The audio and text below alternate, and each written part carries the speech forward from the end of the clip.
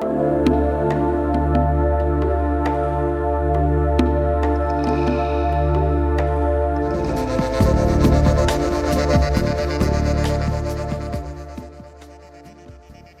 everyone, this is Pradeep Bhandari. Welcome to the second and final session of the famous authentication server Kerberos. In the first session, we discussed the motivation, requirements of Kerberos, and we also discussed the simple and Kerberos 4 authentication dialog. For refreshing the first session, let's have a quick look at the Kerberos 4 authentication mechanism. As you can see in the figure, in step 1, user logs on to the workstation and requests service on host. Authentication server, that is AS, verifies user's access right in database, creates ticket granting ticket and session key. Results are encrypted using key derived from user password. Workstation prompts user for password and uses password to decrypt incoming message, then sends ticket and authenticator that contain user's name, network address and time to TGS. TGS decrypts ticket and authenticator, verifies request, then creates ticket for requested server. Workstation sends ticket and authenticator to server. Server verifies that ticket and authenticator match, then grants access to service. If mutual authentication is required, server returns an authenticator. Now let's briefly discuss the variation of multiple Kerberos server scenario. A full service Kerberos environment consisting of a Kerberos server, a number of clients and a number of application servers requires the following. Number 1, the Kerberos server must have the user ID and hashed password of all participating users in its database. All users are registered with the Kerberos server. The Kerberos server must share a secret key with each server. All servers are registered with the Kerberos server. Such an environment is referred to as a Kerberos ream. The concept of ream can be explained as follows. A Kerberos ream is a set of managed nodes that share the same Kerberos database. The Kerberos database resides on the Kerberos master computer system, which should be kept in a physically secure room. A read-only copy of the Kerberos database might also reside on other Kerberos computer system. However, all changes to the database must be made on the master computer system. Changing or accessing the contents of a Kerberos database requires the Kerberos master password. A related concept is that of a Kerberos principal, which is a service or user that is known to the Kerberos system. Each Kerberos principal is identified by its principal name. Principal names consist of 3 parts: a service or user name, an instance name and a ream name. Networks of clients and servers under different administrative organization typically constitute different reams. That is, it generally is not practical or does not conform to administrative policy to have users and servers in one administrative domain registered with a Kerberos server elsewhere. However, users in one ream may need access to servers in another reams, and some servers may be willing to provide service to users from other reams, provided that those users are authenticated. Kerberos provides a mechanism for supporting such inter-ream authentication. For 2 reams to support inter-ream authentication, a third requirement is added.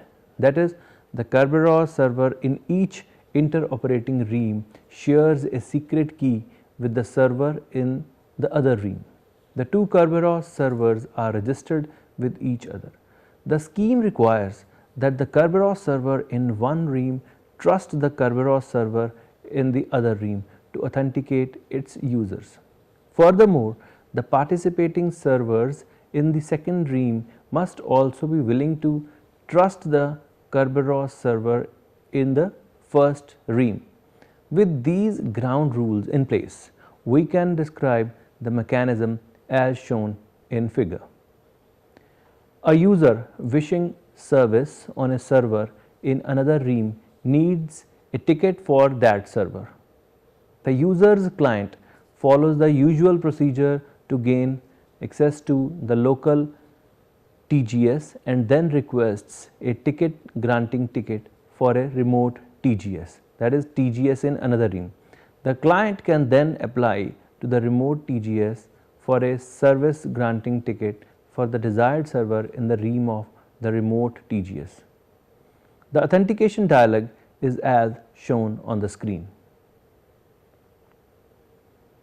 The ticket presented to the remote server, termed as VREM, indicates that the ream in which the user was originally authenticated. The server chooses whether to honor the remote request.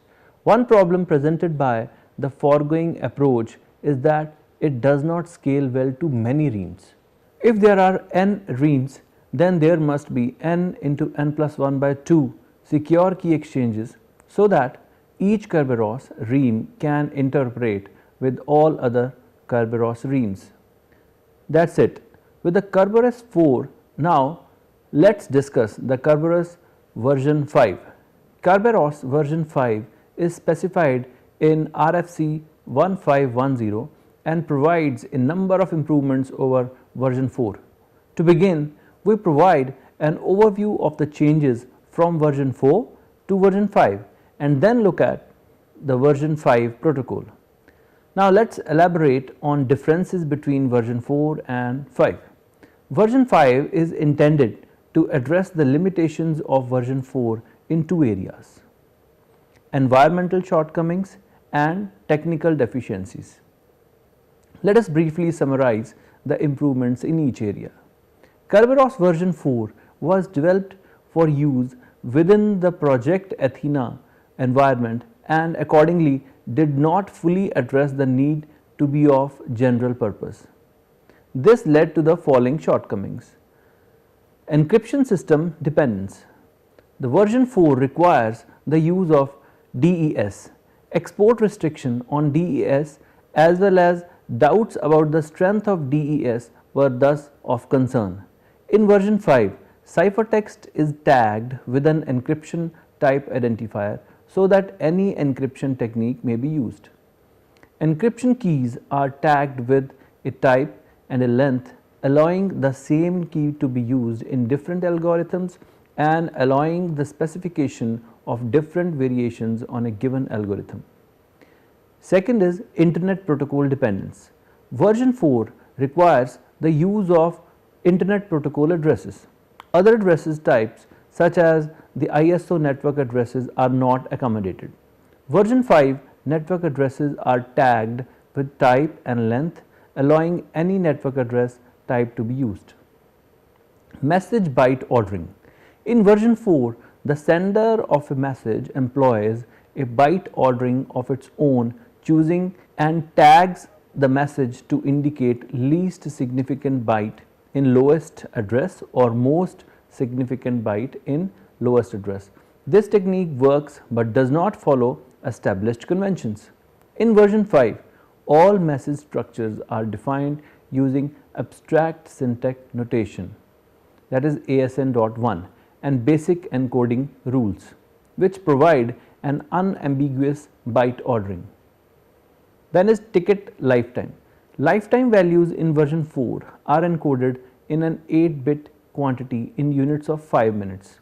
Thus, the maximum lifetime that can be expressed is 28 into 5, that makes 1280 minutes or a little over 21 hours. This may be inadequate for some application. For example, a long running simulation that requires valid Kerberos credentials throughout execution. In version 5, tickets include an explicit start time and end time, allowing tickets with arbitrary lifetimes. Authentication forwarding. Version 4 does not allow credentials issued to one client to be forwarded to some other host and used by some other client. This capability would enable a client to access a server and have that server access another server on behalf of the client. For example, a client issues a request to a print server that then accesses the client's file from a file server using the client's credential for access. Version 5 provides this capability. Inter-ream authentication. In version 4, interoperability among n reams requires on the order of N2 Kerberos to Kerberos relationships as described earlier. Version 5 supports a method that requires fewer relationships as described shortly. Apart from these limitations, there are technical deficiencies in the version 4 protocol itself, and version 5 attempts to address these shortcomings. The deficiencies are as following. First is double encryption. Tickets provided to clients are encrypted twice, once with the secret key of the target server and then again with a secret key known to the client. The second encryption is not necessary and is computationally wasteful. Then is PCBC encryption. Encryption in version 4 makes use of non-standard mode of DES known as propagating cipher block chaining, that is PCBC. It has been demonstrated that this mode is vulnerable to an attack involving the interchange of ciphertext blocks. PCBC was intended to provide an integrity check as part of encryption operation. Version 5 provides explicit integrity mechanisms, allowing the standard CBC mode to be used for encryption. In particular, a checksum or hash code is attached to the message prior to encryption using CBC. Then is session keys. Each ticket includes a session key that is used by the client to encrypt the authenticator sent to the service associated with that ticket. In addition, the session key may subsequently be used by the client and the server to protect message passed during the session. However, because the same ticket may be used repeatedly to gain service from a particular server, there is the risk that an opponent will replay message from an old session to the client or the server. In version 5, it is possible for a client and server to negotiate a sub-session key, which is to be used only for that one connection. A new access by the client would result in the use of a new sub-session key. Password attacks. Both versions are vulnerable to a password attack. The message from the authentication server, that is AS, to the client includes material encrypted with a key based on client's password. An opponent can capture this message and attempt to decrypt it by trying various passwords. If the result of a test decryption is of the proper form, then the opponent has discovered the client's password and may subsequently use it to gain authentication credentials from Kerberos. Version 5 does provide a mechanism known as pre-authentication, which should make password attacks more difficult, but it does not prevent them. The version 5 authentication dialog is as shown on the screen. Authentication service exchange to obtain ticket granting ticket. Ticket granting service exchange to obtain service granting ticket.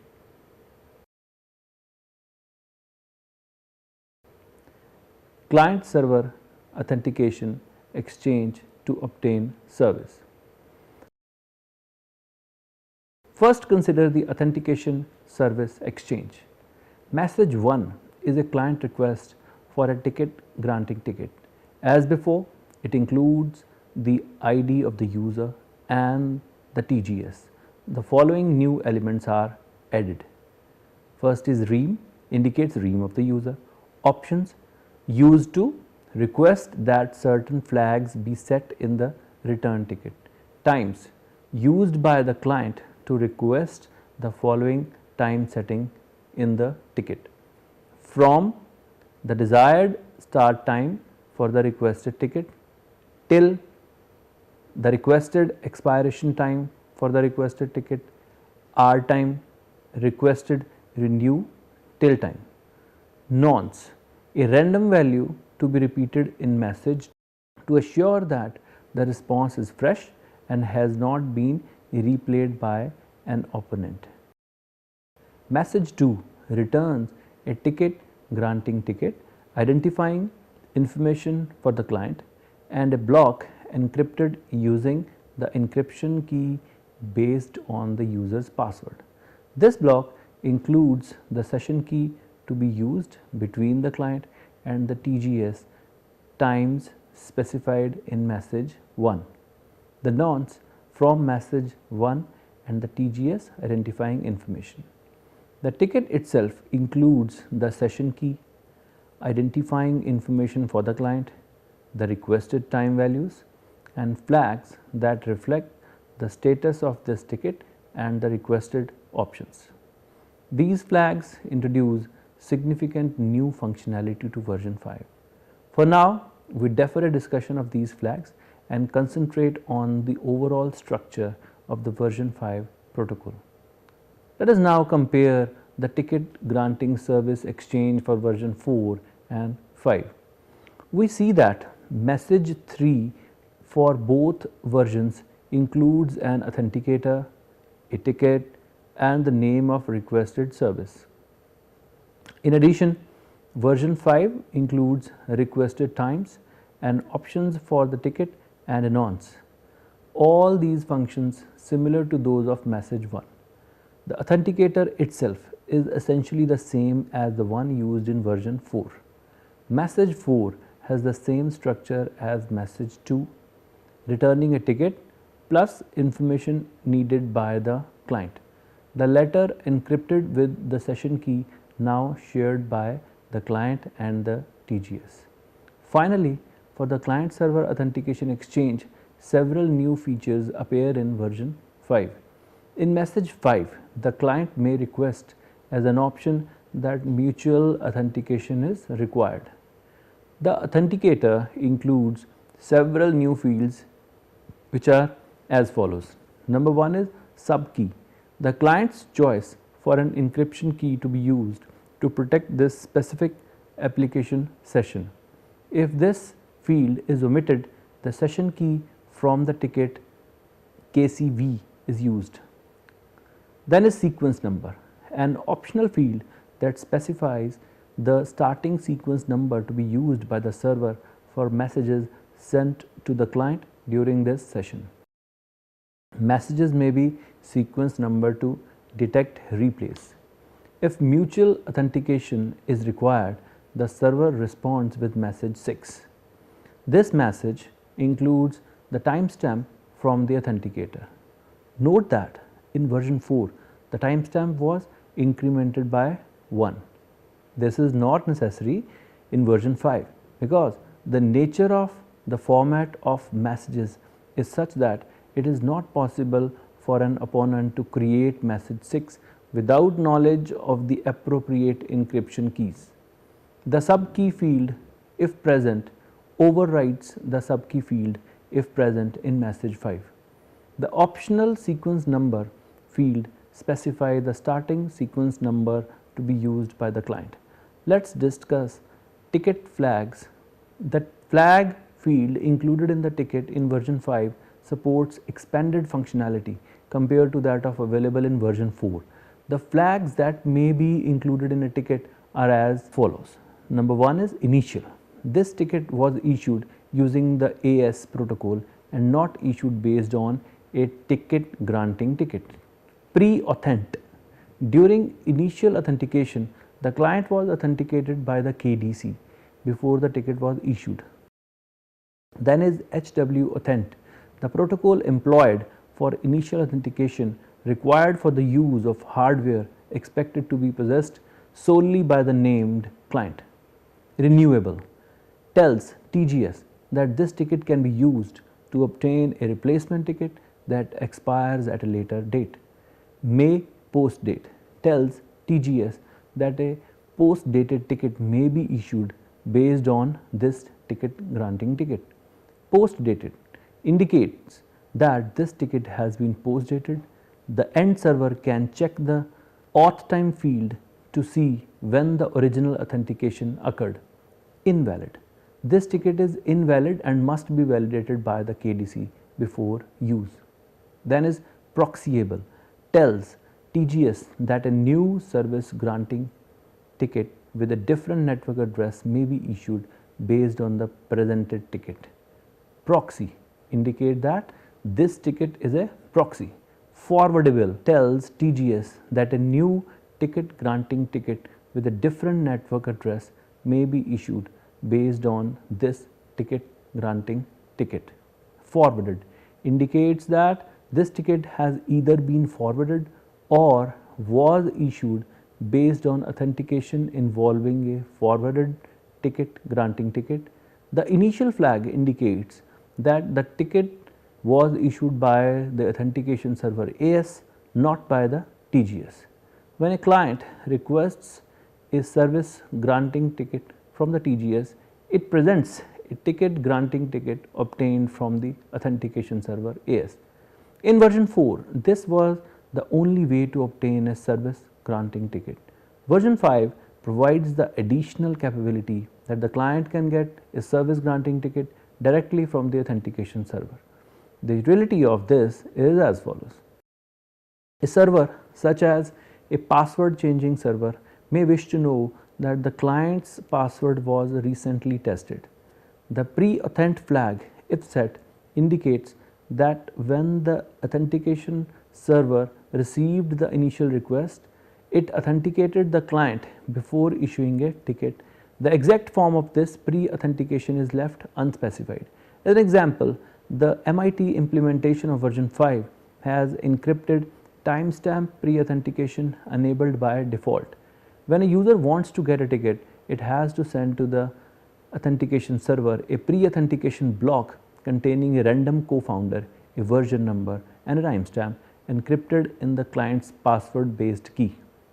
The authentication server AS decrypts the block and will not send a ticket granting ticket back unless the timestamp in the pre-authentication block is within the allowable time skew, that is time interval to account for clock drift and network delays. Another possibility is the use of a smart card that generates continually changing passwords that are included in the pre-authenticated messages. The passwords generated by the card can be based on a user's password but be transformed by the card so that in effect arbitrary passwords are used. This prevents an attack based on easily guessed passwords. If a smart card or similar device was used, this is indicated by the hardware authent HW authent flag.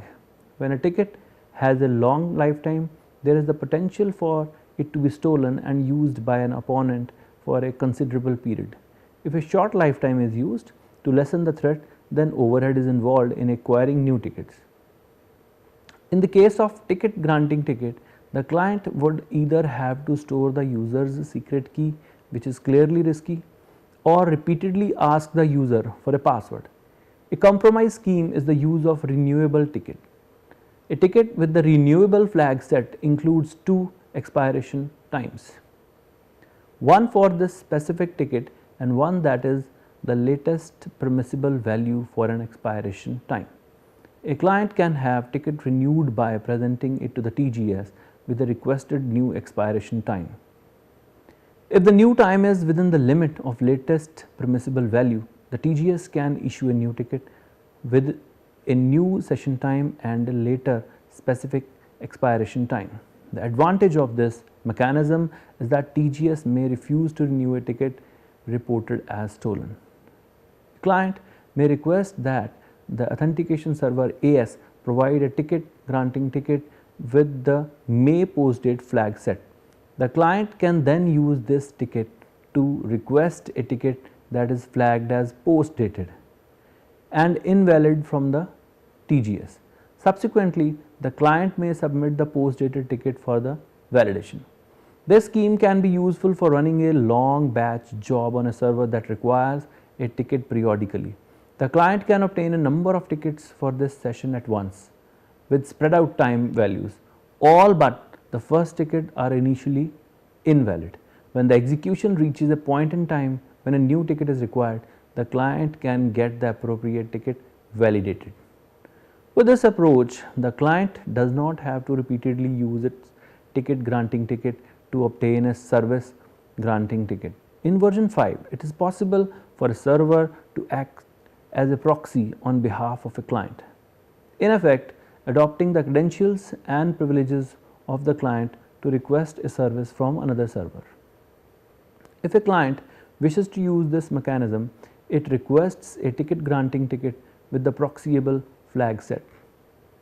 When this ticket is presented to the TGS is permitted to issue a service granting ticket with a different network address.